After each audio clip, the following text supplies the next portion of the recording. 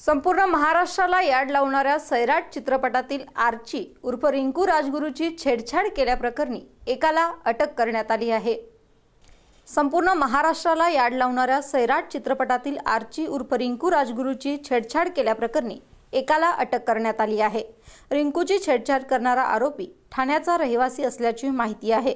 अकलूजमध्ये रिंकूशी छेडछाड झाल्यानंतर तरुणाविरोधात तात्काळ सोलापूर जिल्ह्यातील अकलूज पोलिसात गुन्हा दाखल करण्यात आला।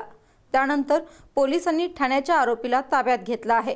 त्याला माळशिरस येथील दिवाणी न्यायालयात उशिरा हजर करण्यात आलं होतं।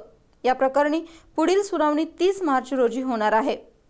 रिंकू जी सैराट पिक्चर मधील नायिका आहे, तिला भेटायला दत्तात्रय घरात राहणार सरळगाव तालुका मुरबाड जिल्हा ठाणे हा इसम गेल्या 6 महिन्यापासून भेटायला येत होता। वारंवार भेट व्हावी म्हणून प्रयत्न करत होता।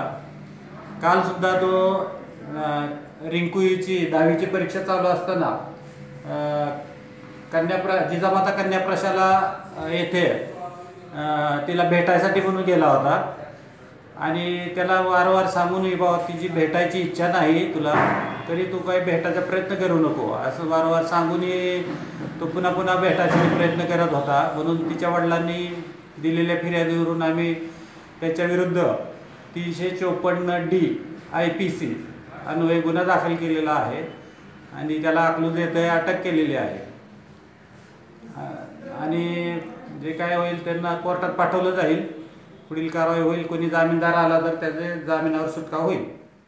Bureau report SBN Marathi.